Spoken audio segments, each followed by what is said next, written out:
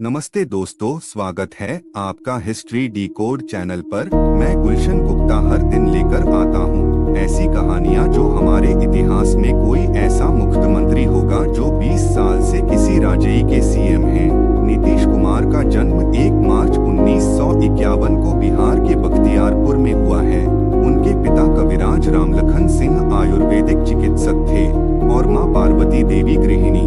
परिवार मध्यम वर्गीय था, इसलिए संस्कार और शिक्षा पर विशेष ध्यान दिया गया था। नीतीश बचपन से ही पढ़ाई में तेज थे।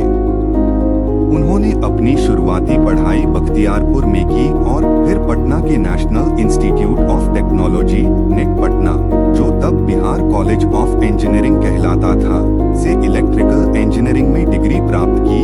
कई लोग यह नहीं जानते कि नीतीश कुमार कभी इंडियन रेलवेज में जूनियर इंजीनियर के रूप में नौकरी भी कर चुके थे, लेकिन सरकारी नौकरी के बावजूद उनका मन समाज और राजनीति की ओर आकर्षित था। वो जयप्रकाश नारायण के आंदोलन 1974 से बहुत प्रभावित हुए, जिसे संपूर्ण क्रांति आंदोलन कहा गया। यहीं से नीतीश कुमार का राजनीतिक सफर शुरू हुआ। जयप्रकाश आंदोलन से जनता दल तक 1970 के दशक में बिहार और देश भर में भ्रष्टाचार और बेरोजगारी के खिलाफ जेपी आंदोलन जोर पकड़ रहा था। नीतीश कुमार भी लालू प्रसाद यादव, सुशील कुमार मोदी और शिवानंद तिवारी जैसे साथियों के साथ आंदोलन में शामिल हुए। जयप्रकाश नारायण ने इन युवाओं को नई राजनीति का चेहरा बताया, जो सत्ता नहीं, व्यवस्था बदलने की सोच रखते थे। 1977 में जब जनता पार्टी बनी तो नीतीश कुमार भी उसके सक्रिय कार्यकर्ता बन गए।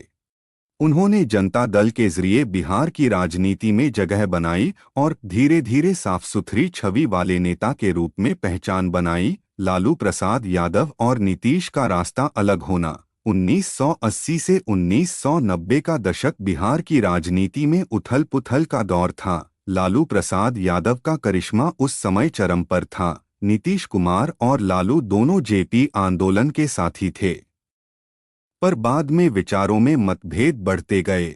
लालू यादव की राजनीति जातिवाद और करिश्मे पर टिकी थी, जबकि नीतीश कुमार विकास, कानून व्यवस्था और सुशासन की बात करते थे। 1994 में नीतीश कुमार ने जनता दल से अलग होकर समता पार्टी बनाई। उनके साथ उस समय जॉर्ज फर्नांडिस थे। यह वो दौर था जब नीतीश को राजनीति में जीवित रहने के लिए संघर्ष करना पड़ा, क्योंकि लालू की लोकप्रियता बहुत अधिक थी। लेकिन यही संघर्ष आगे जाकर नीतीश कुमार को सुशासन बाबू बनाने वाला था। मुख्यमंत्री बनने का सफर। सुशासन बाबू की पहचान। 2000 में पहली बार नीतीश कुमार को बिहार के मुख्यमंत्री के रूप में शपथ दिलाई गई, लेकिन उनकी सरकार सिर्फ 7 दिन ही चली।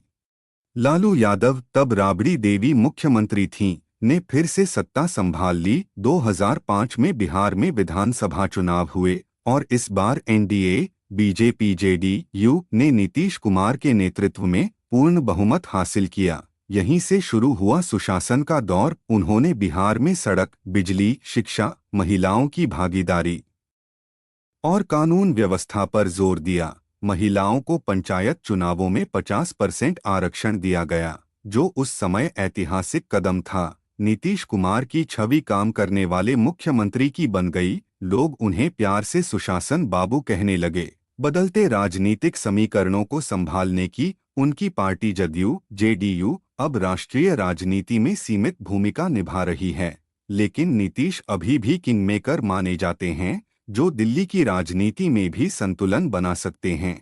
अगर आपको यह कहानी पसंद आई तो लाइक, कमेंट, शेयर करें और हिस्ट्री डिकोड चैनल को सब्सक्राइब करें।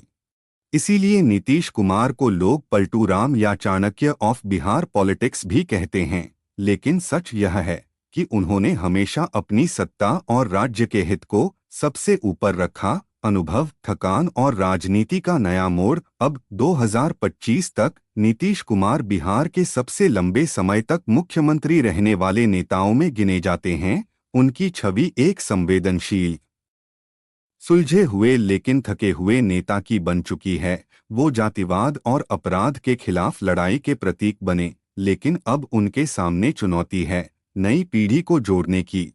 बदलती राजनीति का मास्टर नीतीश कुमार की सबसे बड़ी खासियत है उनका राजनीतिक संतुलन। वो कभी किसी पार्टी में पूरी तरह नहीं डूबे। 2005 से लेकर आज तक उन्होंने बीजेपी, आरजेडी और कांग्रेस तीनों के साथ सत्ता साझा की है। 2013 में उन्होंने नरेंद्र मोदी के प्रधानमंत्री